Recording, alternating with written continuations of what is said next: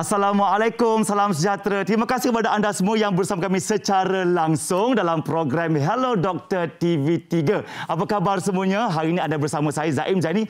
InsyaAllah 1 jam kita akan live hari ini untuk kita membincangkan topik pada minggu ini. Ya, kami mengharapkan semua penonton pada hari ini diberikan kesihatan yang baik dan dipermudahkan urusan. Hari ini hari Ahad, Zaim faham ramai juga orang yang sibuk macam Zaim, uruskan anak-anak, esok nak sekolah dan sebagainya. Tapi tak apa, petang-petang ini kita santai-santai saja. Okey, dan untuk anda yang menonton, apa kata kami nak jemput anda pergi terus ke Facebook rasmi kami, Facebook Hello Doktor TV3. Pergi situ, tekan butang follow dulu dan nanti anda boleh turunkan sebarang komen ataupun soalan akan kami tujukan kepada doktor yang akan kami tanya pada hari ini. Dan juga kalau ada yang sembang-sembang, nak lebih puas bersama kami, boleh terus telefon kami di nombor 03 7726 1603. Baiklah, apakah agaknya topik pada hari ini? Ini melibatkan mata. Pernah tak penonton sekarang ni, tuan-tuan perempuan, dengar tentang masalah glaukoma? Ada orang sebut glaukoma, tapi saya bersama dengan doktor, dia kata glaukoma. Jadi glaukoma ini pencuri senyap penglihatan. Di mana kalau kita ada masalah glaukoma ini, tanpa sedar mungkin boleh menyebabkan kita terus hilang penglihatan. Agak sedikit membimbangkan juga. Jadi untuk itu anda semua boleh terus bersama kami sepanjang live ini, dan doktor dah pun ada bersama dengan kami pada hari ini. Kami berjumpa terus Datuk Dr. Linda Teo Oon Cheng selaku pakar Ophthalmology dan Glaukoma Hospital Mata Nasional Tun Hussein On. Apa khabar, doktor? Khabar baik. Terima kasih doktor sebab sudi bersama kami, bersama penonton hari ini untuk membincangkan tentang masalah ataupun penyakit yang makan sebagai glaukoma ini. Okey, soalan pertama saya kepada dengan Dr. Linda ya. Okey, mungkin sebelum kita mulakan tentang glaukoma ni, mungkin ramai juga nak mengetahui kita punya anatomi mata. Boleh. Mungkin doktor boleh sembang dulu bersama dengan penonton sekarang. Silakan doktor. Anatomi mata. Anatomi mata ada gambar kan? Ada? Slide kami boleh tunjuk. So, teruskan doktor, silakan teruskan. Okay. Boleh jadikan kami fikir bola mata sebagai kamera. Okey, yang di dua itu yang jadi transparent itu boleh jadikan itu macam satu. Boleh tengok itu. Kami yang mustahak yang kat depan itu cornea. Lepas itu ada iris. Iris itu jadi macam penutup itu untuk control itu light lampu yang masuk ke dalam mata. So lepas tu dari segi tempat kiri masuk kat kanan. Lepas tu kami ada kanta mata. Kanta mata itu untuk fokus cahaya. Bila cahaya masuk melalui itu pupil mata itu, anak mata, dia jadi fokus oleh kanta kat dalam retina. Retina yang kat belakang mata itu, yang terus kat belakang itu boleh nampak itu gambar itu. Okey. So retina itu ialah lapisan yang terdalam sekali. Yang luar sekali itu conjunctiva. Conjunctiva itu macam transparent. Dan lapisan yang kedua itu sklera. Yang lapisan yang ketiga, yang sklera itu putih.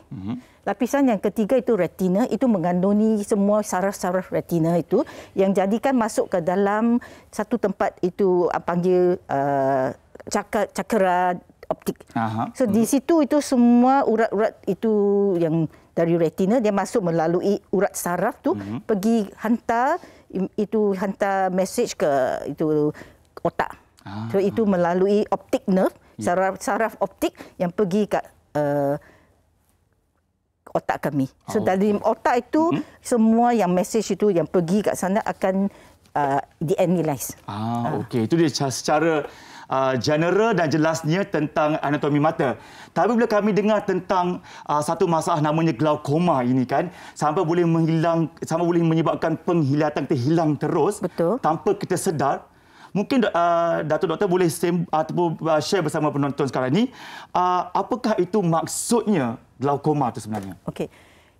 Glaukoma, perkataan glaukoma ini kebetulan ini adalah makna ada yang kerosakan itu urat saraf mata disebabkan ada tekanan mata yang terlalu tinggi. So tekanan mata yang tinggi itu adalah satu risiko sahaja sebab yang menjadikan urat saraf ke dalam mata itu rosak mengakibatkan kawasan penglihatan itu kawasan sudah hilang. Maknanya visual field itu sudah hilang. So bila urat mata rosak, itu kawasan penglihatan itu rosak, baru kami panggil penyakit glaukoma. Ya, dan secara saya bacakan sikit, iaitu kalau glaukoma ni adalah kerosakan saraf mata. Saraf mata. Ya, saraf mata akibat peningkatan tekanan pada bola mata kita. Betul. Kan? Itu antara masalah. Kalau kata dari segi kefahaman Zaim lah kan sebenarnya kan. Contoh macam kita naik kereta ya. Enjin kita bagus, cermin kita jelas, kita boleh jalan dengan bagus. Tiba-tiba kalau kereta kita bagus, enjin kita rosak, kereta pun tak jalan. So macam tu dengan saraf mata juga. Kalau saraf kita rosak, susah nak dapat penglihatan. Tapi sebelum kami nak sambung sembang lagi pada petang ini, jom kita saksikan satu bikisan mengenai Minggu Glaukoma Sedunia. Jom kita saksikan.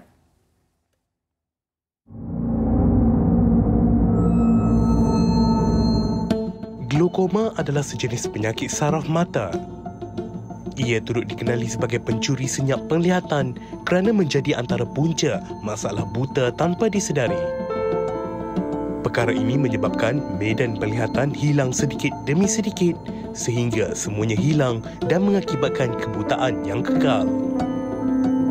Oleh yang demikian, Minggu Glaukoma Sedunia disambut pada setiap minggu kedua bulan Mac untuk meningkatkan kesedaran orang ramai mengenai penyakit itu. Pada tahun ini, ia disambut pada 6 hingga 12 Mac dengan tema Dunia Itu Cerah, Selamatkan Penglihatanmu. Kebanyakan penghidap glaukoma tidak menyedarinya kerana glaukoma tidak menunjukkan simptom. Penting untuk kita mengetahui risiko dan tanda-tanda penyakit ini lebih awal untuk memelihara penglihatan.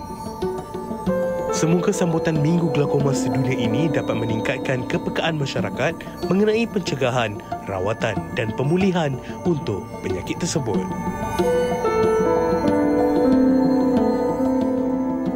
Okey, mungkin juga ada yang macam setengah dari kalangan kita yang tak pernah dengar pun tentang masalah glaukoma ini, kan? Betul. Doktor kata dia antara yang serius juga selepas hilang penglihatan dekat kategori mata ni, doktor. Serius tak glaukoma ni sebenarnya? Kebanyakan pasien yang ada glaukoma itu bila mereka pergi jumpa doktor, mereka sudah dalam setakat advance. Sebab penyakit glaukoma ini, panggil kronik glaukoma ini, selalu tak ada apa-apa simptom. Okay. Mereka tak ada rasa sakit, mereka tak ada rasa mata merah ke. Tiba-tiba mereka fikir bila mereka tengok kawasan luar, dia macam di tepi-tepi penglihatan dia tak boleh nampak. Ada juga pasien yang bila pergi jumpa doktor untuk masalah lain didapati penyakit glaukoma. Ataupun ada pasien yang masuk ke tempat yang baru yang mereka tak biasa, mereka melanggar barang-barang.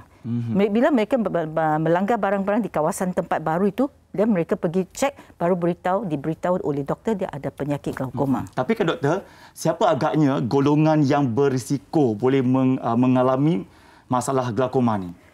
Kebanyakan ialah orang-orang lebih tua, macam lepas 50-an. Lepas 50-an? Ya. Okey. Semakin tua, semakin tinggi risiko dia. Macam orang yang antara umur 40 tahun, ada satu dalam 200 orang yang ada kemungkinan ada penyakit glaukoma. Tetapi bila usia naik kepada 80 tahun, ada macam satu dalam 80 orang yang boleh dapat glaukoma. Okey. Nombor dua ialah ada yang kalau ada siapa dalam keluarga itu ada penyakit glaukoma, so risiko tinggilah orang itu dalam keluarga itu mengidap penyakit glaukoma. Orang yang ada rabun jauh, rabun dekat atau ada kencing manis, darah tinggi, mereka juga yang ada risiko tinggi dapat glaukoma. Orang-orang yang ada macam pakai gunakan ubat steroid dalam masa panjang, jangka panjang, ada orang yang ada apa-apa trauma kat mata dulu, mereka selalu ada risiko tinggi untuk dapat glaukoma. Banyaklah antara risiko-risiko yang boleh berlaku kepada kita. Tapi mostly doktor kata tadi lebih pada 40 tahun ke 50 tahun ke atas. Yes. Okey, ramai juga nak tahulah doktor, ada beza ke kita punya mata yang normal dengan mata yang ada glaukoma ni? Boleh lihat ke dari segi sudut kasarnya? Boleh pandang? Boleh, kalau ada kami... beza? Ada beza. Kalau kami macam mana tu? Cek itu mata, orang biasa itu bila mereka tengok tu cakra urat itu selalu kecil. Okey. So panggil optic disc itu cupping itu kecil. Macam ada satu tempat macam pembukaan kat dalam optic disc itu yang orang biasa selalu kecil. So bila-bila kami tengok siapa pasien yang datang untuk rawatan atau untuk atau didapati cakera itu besar, dia itu dijadikan suspek glaukoma. So untuk suspek glaukoma kami mesti itu confirm itu mendiagnoskan itu glaukoma dengan buat beberapa test. Beberapa test ialah cek pressure mata, cek itu urat ini struktur urat saraf dalam mata dan juga fungsi urat mata. So didapati kalau ada dua-dua rosak itu fungsi mata, urat saraf dan kerosakan dalam struktur mata saja, ini boleh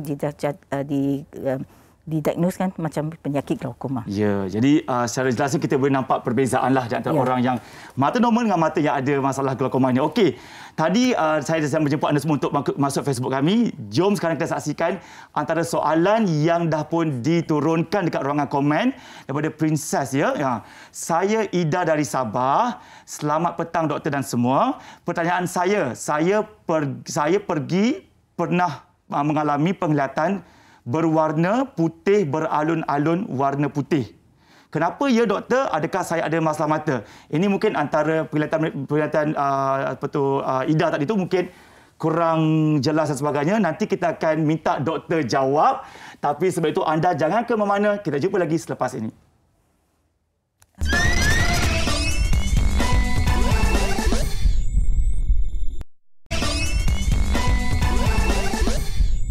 Baiklah, bersama kami semula dalam rancangan Hello Doktor pada petang ini, dan topik hari ini kalau anda baru buka TV sekarang ni, topik kita tentang glaukoma, pencuri senyap penglihatan. Di mana kita kalau penyakit ini ada, maksudnya kita tak sedar pun tiba-tiba kita boleh hilang terus penglihatan. Itu ada yang berisiko dan bahaya jugalah. Okey, tadi kita sempat juga membaca soalan Facebook. Kita bacakan lagi sekali untuk anda. Soalan yang dikirimkan oleh Ida daripada Sabah. Soalannya, saya pernah mengalami penglihatan berwarna putih beralun-alun. Kenapa ya doktor? Maksudnya kat sini doktor, penglihatan itu boleh dipandang sesuatu macam ada benda yang bergerak-gerak depan mata dia. Ya, macam ada something cacing-cacing berjalan-jalan. Adakah itu glaukoma atau ada masalah lain?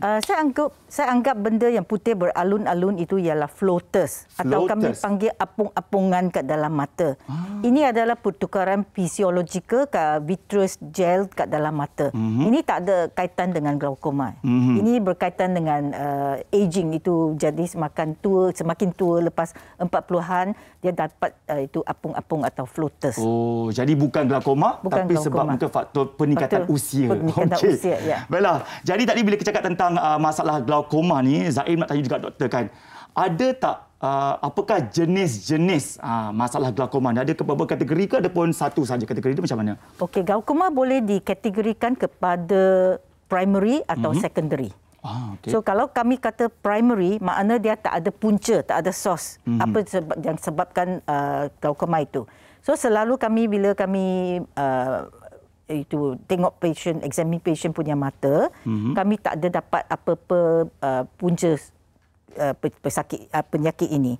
Dan dalam secondary glaukoma itu adalah berkaitan dengan penyakit macam kencing manis yang tak dikontrol, berkaitan dengan trauma kat mata, berkaitan dengan iskemia itu atau kekurangan darah kat dalam retina. Itu atau secondary kepada penggunaan jangka panjang steroid, ubat steroid. So itu secondary. So boleh dikategorikan kepada primary dan secondary. Glaukoma pun boleh dikategorikan mengikut usia. Kami ada macam congenital glaukoma, makna bayi itu sudah dilahir dia dapat glaukoma. Sebab ada kemungkinan emak bila mengandung itu mengidap penyakit rubella. Dulu kebanyakannya itu rubella. Atau boleh dijadikan kategori kepada juvenile glaukoma, makna budak kecil itu sebelum dia usia dia 18 tahun dia dapat penyakit glaukoma. Okey. Tapi kebanyakan glaukoma ya pada usia 50-an lebih. Okey, saya terbaca antara jenis-jenis glaukoma yang doktor katakan tadi, ada dua, glaukoma sudut tertutup dan glaukoma sudut terbuka. Dan katanya ada orang yang dia langsung tak rasa apa-apa, tiba-tiba dia ada glaukoma, dan ada orang yang ada rasa sesuatu dekat mata dia. Baru dia tahu dia ada glaukoma. Macam mana, doktor? Okey. Kategori yang itu mengikut struktur urat, struktur itu sudut sudut itu trabecular muscle itu sudut parit dalam mata. Sudut parit dalam mata. Sudut tempat air mata jalan. So dalam mata itu ada satu struktur panggil anterior chamber angle. Dia kat dalam mata itu antara kornea dengan otot iris. So tempat itu air mata aqueous itu yang dikeluarkan oleh mata, dia keluar dari mata melalui sudut itu dan kemudian dia keluar dari mata pergi ke saluran darah.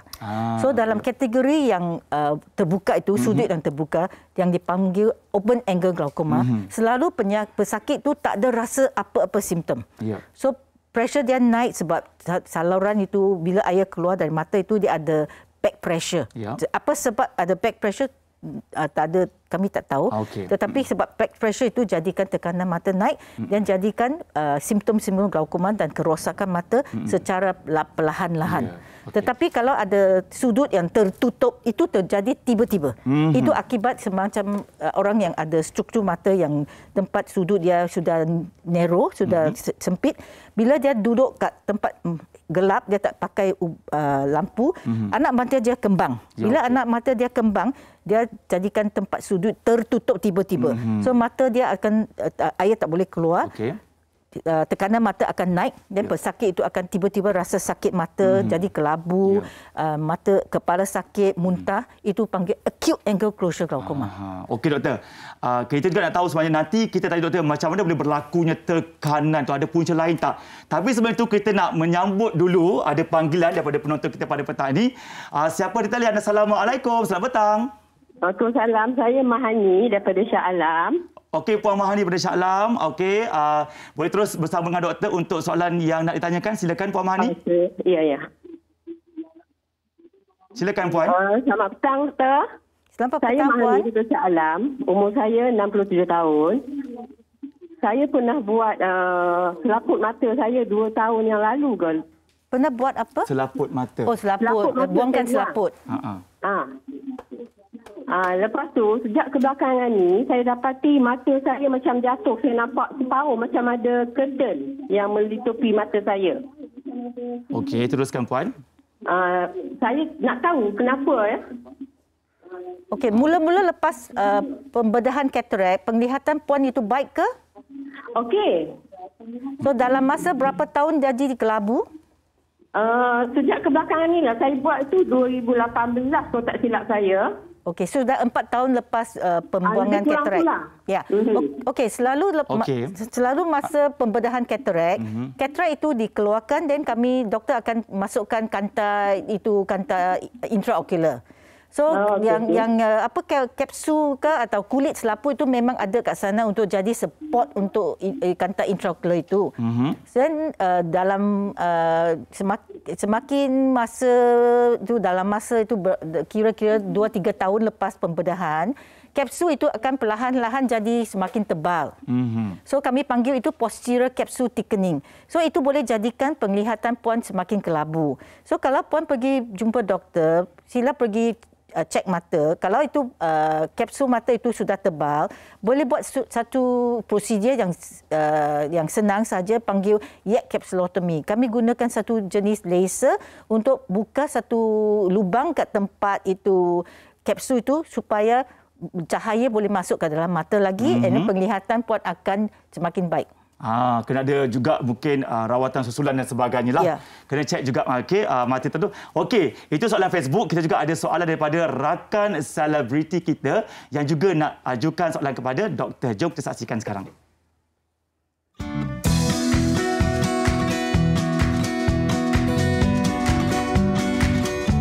Halo doktor.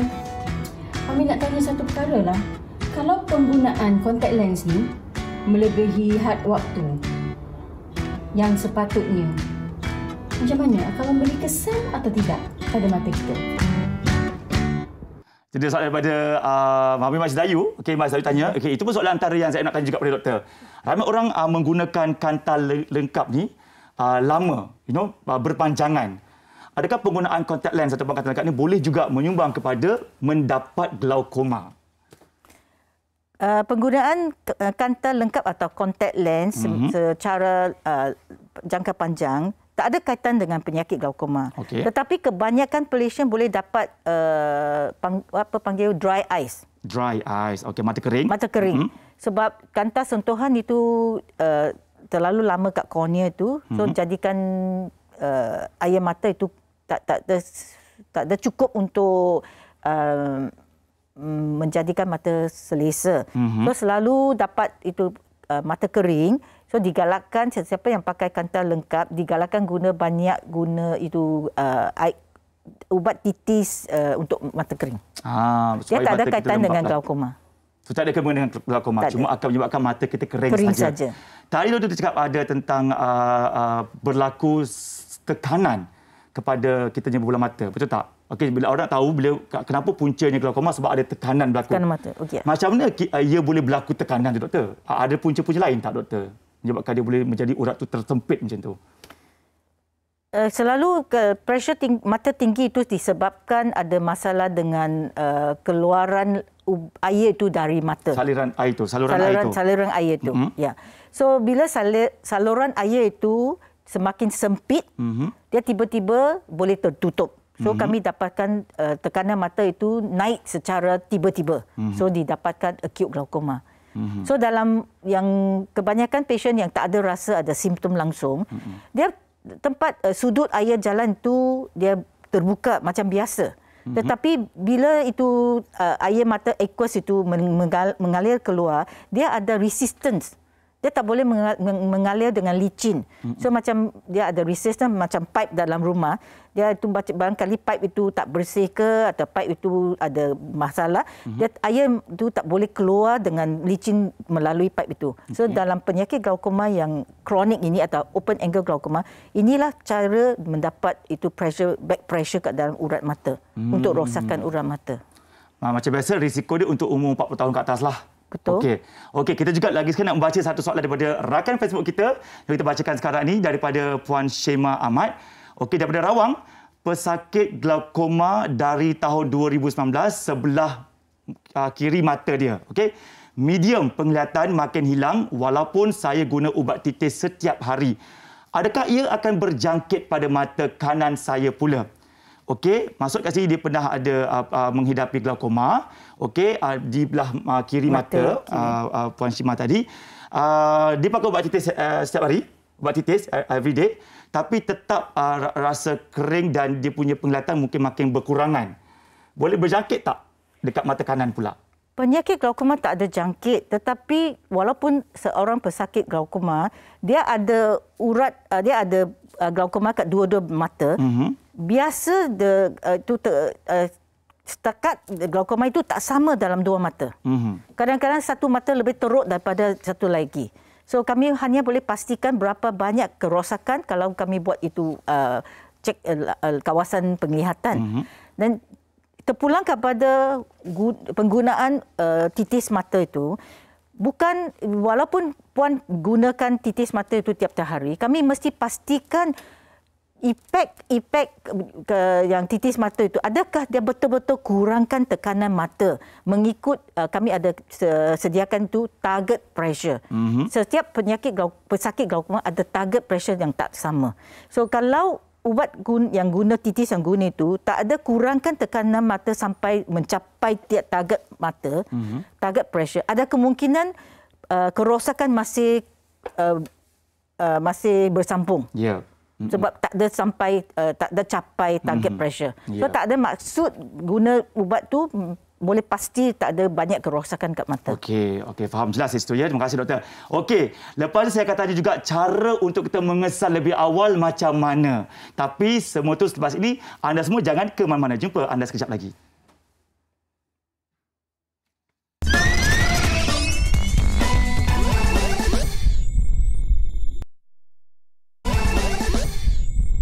Okey, kembali bersama kami dalam rancangan Hello Doktor TV3. Bila sembang-sembang dengan doktor tadi, saya rasa macam okey. Ramai juga yang nak tahu lagi sekali tentang glaukoma ni adalah masalah berpunca daripada saraf urat mata. Betul. Dan dia berlaku kerana saliran air dekat mata kita tu tidak lancar. Dan apa punca tak lancar tu doktor katakan tadi sebenarnya tak ada sebab. Tak ada sebab. Dia macam semula jadi boleh berlaku dekat mata sesiapa saja. Betul doktor? Betul. Memang sangat-sangat yang agak merisaukan jugalah. Especially untuk orang yang lebih berusia 40 tahun dan ke atas. Okey, jadi bagi anda yang menonton sebenarnya, glaukoma ni juga boleh menyebabkan hilang terus penglihatan tanpa kita sedar. Jadi sekarang doktor, macam mana untuk kita sebagai yang penonton sekarang ni untuk tahu awal ataupun kesan lebih awal supaya tidak berlakunya glaukoma? Untuk mengelakkan itu kerosakan urat mata, setiap pesakit yang atau setiap orang yang lepas 40 tahun lebih sepatutnya pergi buat itu pengesahan, cek keadaan mata. Ramai orang yang pergi cek mereka punya jantung sebab jantung mereka tahu mustahak mesti cek keadaan jantung. Tetapi kebanyakan orang lupa tentang penglihatan mereka. So lepas 40 tahun lebih baik setiap orang pergi cek mata, adakah ada apa-apa masalah dalam mata, cek urat mata mereka. Kalau mereka datang dari golongan yang ada risiko tinggi, macam ada sesiapa dalam keluarga, yang ada keluarga dan sesiapa ada penyakit glaukoma, atau setiap orang ada diabetes yang tak ada dikawal, gula dalam darah itu terlalu tinggi, ada kemungkinan mereka dapat retinopati diabetik ke dalam mata. Ini kategori yang banyak tinggi boleh dapat glaukoma kat dalam mata sebab boleh dapat pendarahan akibat diabetic retinopathy yang boleh mengakibatkan glaukoma. Dan glaukoma dalam kategori ini banyak susah nak rawat. Dia itu lebih susah rawat daripada glaukoma biasa. Lagipun sesiapa yang ada guna steroid ke, ada trauma kat dalam, terkena apa-apa kat mata ke, ada sesiapa yang dalam keluarga mereka ada orang yang jadi buta ke, mestilah mengambil itu tindakan pergi cek mata. Sebab kebanyakan di kalangan kita sebenarnya ramai yang buat medical check up. Cek badan lah, jantung lah dan sebagainya. Tapi jarang sekali kita pergi cek mata. Doktor katakan tadi, elok cek setahun sekali untuk kita mengelakkan sebarang terkenanya gejala glaukoma ini. Baiklah, kita ada satu laporan istimewa di mana ada satu persatuan NGO ni yang telah pun tertubuh sejak 70 tahun yang lalu membantu mereka yang ada masalah penglihatan mata ni untuk terus survive. Apakah ceritanya? Jom kita saksikan sekarang. Nama saya Muhammad Zuhelmi. Saya merupakan pesakit glaukoma sejak tahun 2018.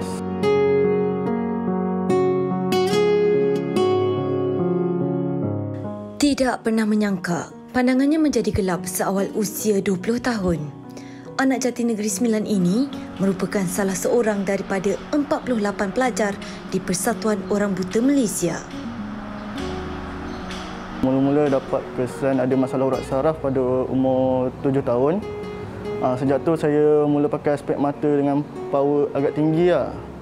Umur 7 tahun tu saya dah pakai power aspek mata dalam 500. Sehingga tingkatan 5, power saya dah cecah 1260. Dapat detect masalah urat saraf yang teruk umur 18 tahun lah. Penglihatan tu makin lama makin kurang. 4 kali juga buat operation. Dah tukar kantar semua. Lepas tu dapat detect ada masalah glaukoma. Dulu boleh nampak, sekarang dah tak nampak, dah tak boleh buat apa. Tapi nak buat macam mana kan, benda dah kena Tuhan Allah, sokongan daripada keluarga, cikgu daripada yang datang ke rumah ajar saya. Itulah saya dapat semangat balik. Bagi Zul, inisiatif yang dilakukan oleh persatuan ini memberi sinar baharu dalam hidupnya, seolah-olah dia mampu melaksanakan aktiviti seperti orang normal. Nak juga cari duit sendiri, tu yang fikir nak masuk sini. Bagi mereka yang mengalami masalah glaukoma, mungkin kalau kita terlampau layan sangat perasaan sedih ni, masa depan kita akan terjejas. Masuk MAB ni pun salah satu cara juga untuk kita hilangkan stres. Sebab masuk sini boleh hilangkan kita punya kesedihan sebab kat sini macam-macam aktiviti ada. Dapat support kita kat sini kan semua sama kan, semua tak nampak. Jangan terlampau ambil berat sangat tentang masalah yang kita hadapi. Manu Gayatiri, anak perempuan Manu Garen, juga merupakan penghidap glaukoma. Dia pula antara pekerja yang telah berkhidmat di sini hampir 1 dekad. Seseorang yang baru menjadi blind ataupun partial sighted, mereka akan diajar macam mana nak menggunakan tongkat, di mana mereka akan belajar macam mana nak menguruskan diri. Mereka akan diajar juga computer course. Lepas rehab tu, sesiapa yang ingin bekerja, so mereka akan dapatkan latihan seperti massage and reflexology, pembantu tadbir sistem maklumat, pembantu juru teknik komputer, call center training program. Saya ingin menasihati setiap OKU yang OKU penglihatan supaya datang ke Malaysian Association untuk mendapatkan latihan supaya mereka pun boleh berjaya dalam kehidupan mereka lah pada masa yang akan datang. Mereka pun boleh come up lah in pelbagai bidang, so that mereka kena tahu yang basic things tu. Mereka kena datang ke sini at least untuk mendapatkan the basic skills.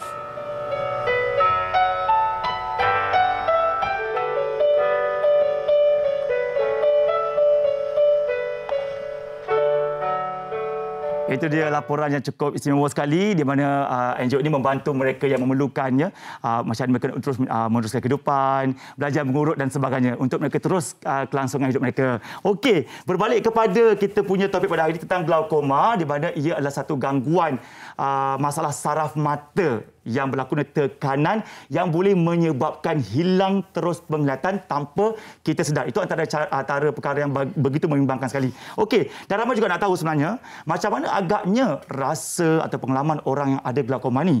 Untuk itu, kami menjemput di studio kami pada hari ini, daripada doktor pada hari ini, kita ada juga di sebelah hujung sana Rashidi Abdullah, kita panggil Shidi je. Shidi je. Shidi saja, iaitu penghidap glaukoma. Selamat datang. Assalamualaikum. Waalaikumsalam. Terima kasih. Terima kasih sudi bersama kami dan ahli doktor untuk berkongsi pengalaman sebagai penghidap glaukoma ini. Okey, cuba Shidi boleh terangkan kepada penonton sejak bila Shidi tahu yang Shidi ni ada masalah mata dan menjurus kepada glaukoma.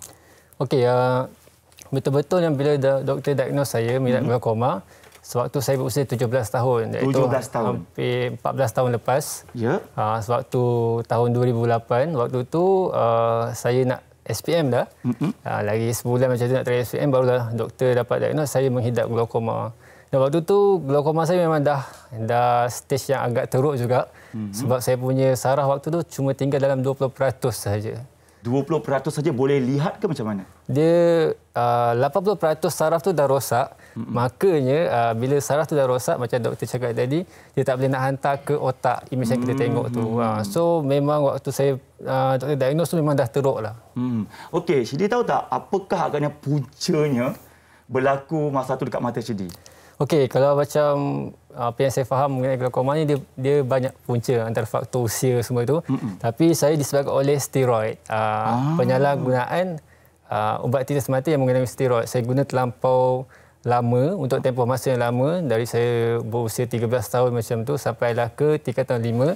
Jadinya steroid yang dalam ubat mata itulah yang telah merosakkan saraf mata saya dan dari situ saya mendapat glaukoma. Oh, maksudnya Shidi menggunakan penitis mata tu? Betul. Air nitis mata tu setiap hari? Setiap hari, bila teragak nak guna, sebab waktu tu mata saya mengalami alahan. Bila mengalami alahan ni, dia jadi gatal, merah. So bila pergi sekolah memang tak selesa. Pergi ke klinik untuk dapatkan rawatan, doktor bagi ubat tu dan guna tanpa kawalan, memang bawa ke mana-mana, pergi ke Padang ke apa-apa saja saya buat, saya bila tak selesa saya akan letak. So daripada situlah steroid itu telah merosakkan saraf tu. Jadi Shidi mengalami alahan mata berpanjangan lah kira? Berpanjangan. Betul Shidi pakai hari-hari bertahun-tahun? Betul. Makin lama, pada awal penggunaan tu dia membantu mata saya kembali selesa. Tapi bila dah lama guna benda tu, dia dah jadi macam imun. Dia dah mula menunjukkan mata saya dah gatal balik, dah merah balik. So dia punya kemuncak dia bila doktor diagnose dah glaukoma itulah. Okey. Dr. Linda, okey, punca daripada Shidi mendapat glaukoma tu kerana penggunaan air titis mata tu berpanjangan, bertahun-tahun. Apa komen doktor tentang itu? Untuk budak-budak kecil ke atau orang adolescent tu, selalu mereka dapat alahan kat mata, apa kami panggil allergic conjunctivitis. So selalu kalau doktor merawat penyakit alergi ini, kami akan gunakan ubat titis steroid. Tetapi ubat titis steroid ini kami tak boleh guna jangka panjang. Ada kemungkinan dalam 1-2 minggu pertama bila mata banyak merah ke atau banyak merah berair banyak, kami akan guna steroid. Tetapi kami guna dalam masa 1 bulan ke 2 minggu itu sahaja. Semasa kami pakai ubat tu steroid, kami mesti merawat pasien, bawa pasien balik untuk follow up ke, nak check pressure mata ke, nak check ada mata. Kalau simptom-simptom alergi ini yang gatal dan kemerahan ini jadi kurang, kami akan hentikan steroid. Tetapi ada kebanyakan ibu bapa, mereka rasa kalau bawa anak mereka pergi jumpa doktor selalu tak berkesan sebab mereka tak faham penyakit alergi ini, alahan ini tak boleh susah dikawal. Tak boleh rawat langsung, tak boleh henti. Mereka kena guna ubat untuk kurangkan simptom yang alergi ini dengan ubat lain, bukan steroid. Tetapi walaupun mereka ada masa mata dia merah ke gatal, macam Rashidi sudah cakap, bila pakai steroid, pesakit ini akan rasa selesa. Rasa lega. Rasa selesa, lega, kan?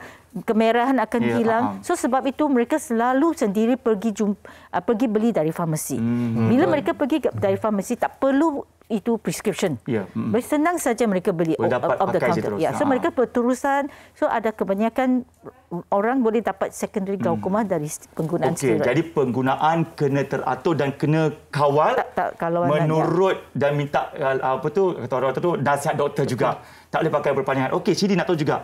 Dah 14 tahun Shidi memang bersama dengan glaukoma sekarang ni. Ada rasa apa-apa tak? Aku rasa biasa saja mata tu. Sakit ke tidak? Apa ke? Nak tahu juga. Okey, macam saya, sewaktu saya berusia 17 tahun tu saya dah menjalani pembedahan atas mata saya. Doktor menanamkan sejenis injap iaitu Ahmad Glaucoma Valve untuk mengawal tekanan mata tu.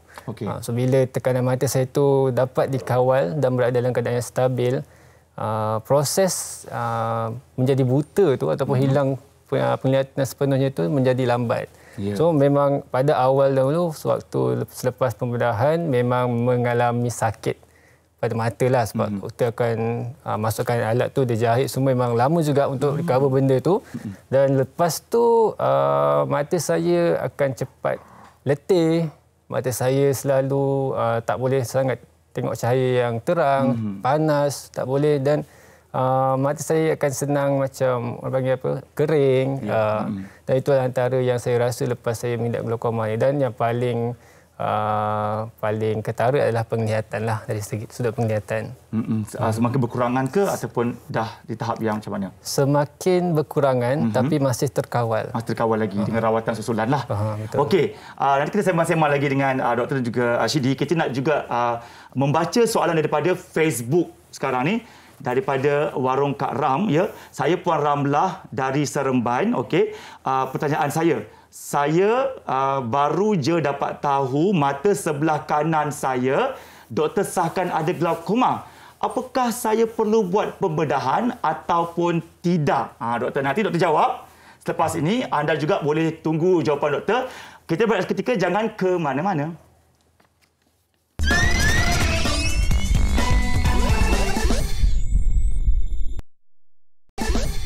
Okey, selamat bersama kami kembali dalam rancangan Hello Doktor TV3 petang ini, dan topik kita tentang glaukoma, pencuri senyap penglihatan. Jom kita sambung kita punya perbincangan pada hari ini. Kita nak baca semula soalan yang dikenakan daripada rakan Facebook kita, daripada Puan Ramlah, ya, dari Seremban. Okey, saya baru je dapat tahu mata sebelah kanan saya doktor sahkan ada glaukoma. Apakah saya perlu buat pembedahan ataupun tidak, Dr. Linda? Silakanlah jawab soalan itu. Untuk menjawab soalan ini, kami mesti tahu setakat berapa banyak ubat yang Puan guna. Kalau Puan guna satu jenis ubat sahaja dan Puan tak ada masalah dengan ubat itu, ada kemungkinan tak perlu pembedahan. Tetapi kalau Puan sudah guna banyak, maksimum itu sudah maksimum ubat, tak ada ubat lagi nak tambah untuk kawal pressure, dan lagi pun sudah maksimum, and then Puan tak dapat kawal tekanan mata itu, adalah lebih baik buat Puan buat pembedahan. Tetapi kalau Puan ialah seorang yang tak ada compliant, susah nak guna ubat, selalu lupa guna ubat, dan lebih baik Puan buat pembedahan. Lain orang lain cara, lain mata lain cara. Tapi bagi mereka nak tahu sekarang ni, kalau mereka menghidap glaukoma, okey, apa agaknya langkah-langkah ataupun jenis rawatan yang ada untuk merawat pesakit glaukoma ni? Okey, untuk pesakit glaukoma, selalu kami mula dengan guna ubat titis dulu. Kami guna selalu kalau tekanan tak terlalu tinggi, kami mula dengan satu jenis ubat titis.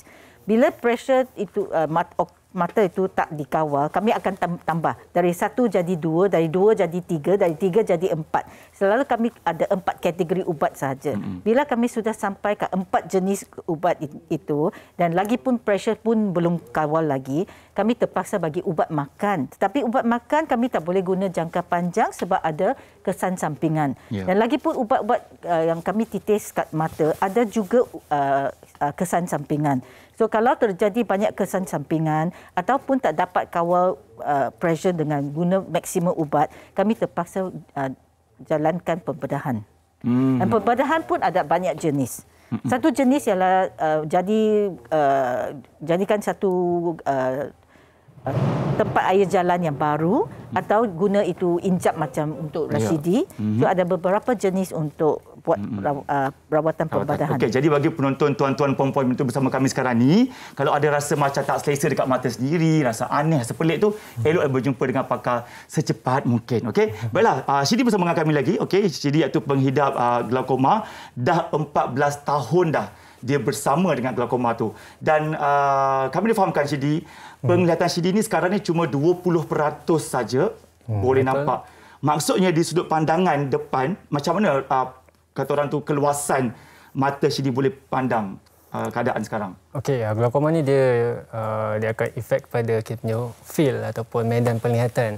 Macam saya punya penglihatan sekarang, medan penglihatan saya mungkin tinggal 20% dan lagi 80% tu memang dah dalam keadaan yang gelap. So bila gelap ni dia tak nampak apa tau. So macam saya sekarang ni, penglihatan saya adalah penglihatan selorong atau dipanggil sebagai tunnel vision.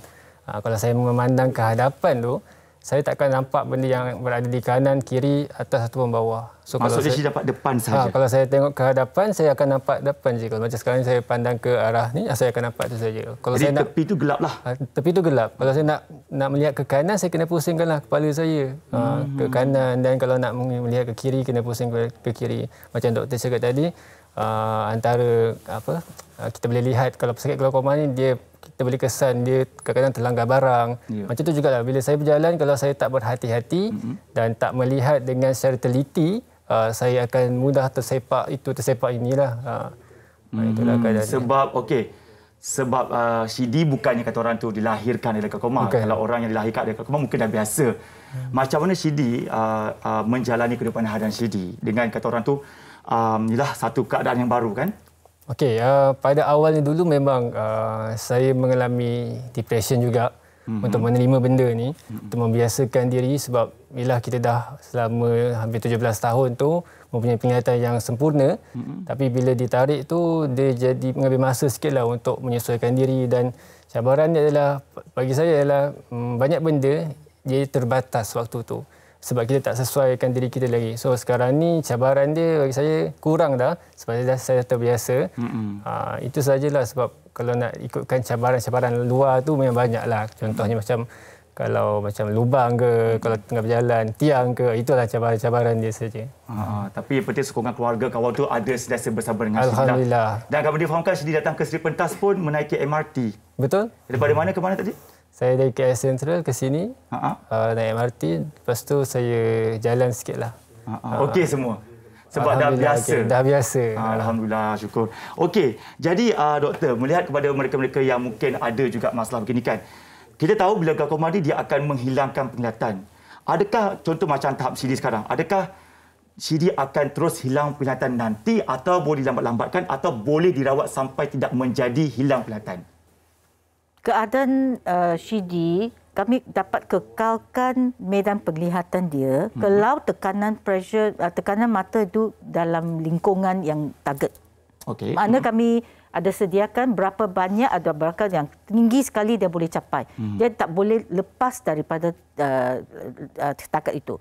Kalau lebih tinggi daripada itu, makna lebih senang jadikan urat mata jadi rosak. So kalau urat dia terlalu tinggi, banyak cepatkan proses kehilangan urat mata. So mustahak Shidi kawalkan tekanan mata, selalu gunakan ubat. Kalau dia tak pakai ubat, mesti selalu jumpa doktor juga. Walaupun tak ada masalah, mesti jumpa dalam setakat barangkali 4 bulan ke 3 bulan. Jangan langsung tak pergi jumpa doktor, cek pressure mata. Jadi ada harapan juga lah bagi mereka yang ada glaukoma ni, boleh sembuh. Tak boleh sembuh, tak boleh kawal. Boleh kawal. Ya, boleh kawal, tak jadikan rosak begitu cepat. Kena ikutlah kata-kata appointment doktor dan sebagainya kan, Sidi kan? Okey, dari segi faktor-faktor lain, contoh dari segi pemakanan dan sebagainya, boleh berlaku juga ke doktor? Benda-benda macam ni? Selalu pemakanan untuk jadikan penyakit glaukoma tak ada, betul-betul tak ada. Tetapi kadang-kadang ada penyakit pesakit glaukoma, kalau mereka, sebab ada banyak faktor dalam menjadikan penyakit glaukoma, kadang-kadang kami menggalakkan mereka makan macam ginkgo. Ginkgo biloba itu satu jenis ginkgo macam vitamin B macam itu, boleh lebih itu saluran darah mengalir kat mata, bukan urat mata. Sebab tadi kami cakap ada banyak faktor untuk menjadikan glaukoma kan. So satu faktor kami yang cuba ialah untuk meningkatkan taraf darah pergi mengalir ke otot dan ke urat saraf mata. Okey, Shidi, bila cakap tentang masalah Shidi sekarang kan, di mana nak tahu juga orang tahu Shidi bila dah ada macam ni, Shidi membaca senang ke, susah ke membaca? Share sikit pengalaman dulu. Okey, kalau untuk membaca, sebenarnya saya masih boleh membaca tulisan yang biasa, tulisan yang macam orang lain biasa baca, tulisan yang kecil. Tapi dia mempunyai masalah bila saya membaca ikut barisan tulisan tu, saya boleh tertukar baris. Disebabkan oleh ruang penglihatan yang sempit tu, saya mudah tertukar baris. Kalau macam nak membaca, memang kita kena letak jari ke untuk guide.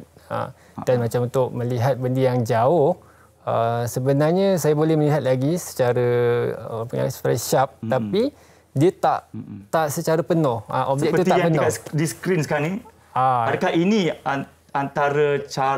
antara yang rupa orang yang ada glaukoma lah? Dia masuk dapat depan saja, kiri kanan dia macam gelap gelita sikit.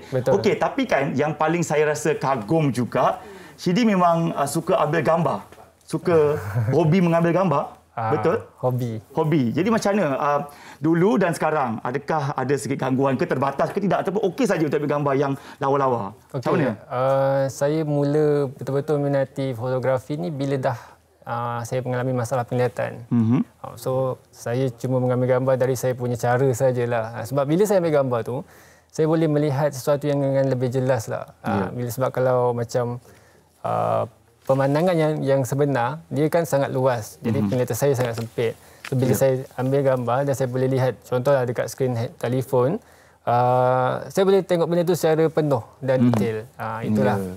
Walaupun all the best to you. Tapi nak share juga, Shidi ada buat buku Sejak Shidi dah ada masa, nak tunjukkan sikit buku. Tunjukkan saja kepada penonton. Macam mana terinspirasinya Shidi nak menghasilkan sebuah buku? Apa tajuk dia tu? Buku ni berjudul Monolog Budak Buta. Sikit je ringkas tentang apa? Okey, buku ni mengenai kisah perjalanan hidup saya. Bagaimana saya jatuh bangun dulu, dan dalam buku ni ada terkandung puisi-puisi dan gambar-gambar yang saya ambil sendiri sebagai backgroundnya. Ini dia buku yang dihasilkan sendiri, ada pelbagai puisi dan sebagainya. Kalau nak dapat, kena cek Instagram Shidi lah. Boleh, insyaAllah. Ini dia buku dia, Monolog Budak Buta. Ini semua luahan hati Shidi sendiri, ya, untuk kata orang tu, cara Shidi meluahkan apa saja terkandung dalam Shidi lah. Ini dia Instagram Shidi, boleh follow dan boleh dapatkan buku ini untuk tanda sokongan untuk Shidi. Okey doktor, sedikit kata-kata akhir doktor, nasihat doktor kepada penonton supaya kita semua ini dapat tidak terkena sebarang gejala glaukoma dan sebagainya. Silakan. Okey, pertama kalau ada dalam lingkungan risiko tinggi untuk glaukoma, pergilah jumpa doktor. Okey. Kalau 40 tahun, 2-3 tahun satu kali. Lepas 50 tahun, kurang-kurang 1 kali 1 tahun. Dan jangan lupa pergi cek tekanan mata. Barangkali buat tes-tes untuk kawasan penglihatan. And then, ada orang yang banyak sudah dalam advance grup glaukoma advance tu, janganlah sekali memandu. Okey. Sebab pada masa ini kami masih dapati ramai pesakit glaukoma yang ada advance glaukoma dengan kawasan yang sudah sempit macam Rashidi, tetapi mereka asyik memandu lagi. Dengarlah nasihat doktor sebenarnya. Okey, yang paling penting buat pemeriksaan setahun sekali untuk mata kita. Terima kasih ucapkan kepada Rashidi Abdullah yang sudah berkongsi pengalaman sebagai pesakit glaukoma, dan Datuk Dr. Linda Tioh Un Cheng, pakar oftalmologi dan glaukoma Hospital Mata Nasional Tun Hussein On, sudah bersama kami pada hari ini berkongsi semua tentang informasi. Terima kasih semua. Minggu hadapan tajuk kita penjagaan sistem perkumuhan. Jumpa lagi. Assalamualaikum. Stay safe. Bye-bye. Bye-bye.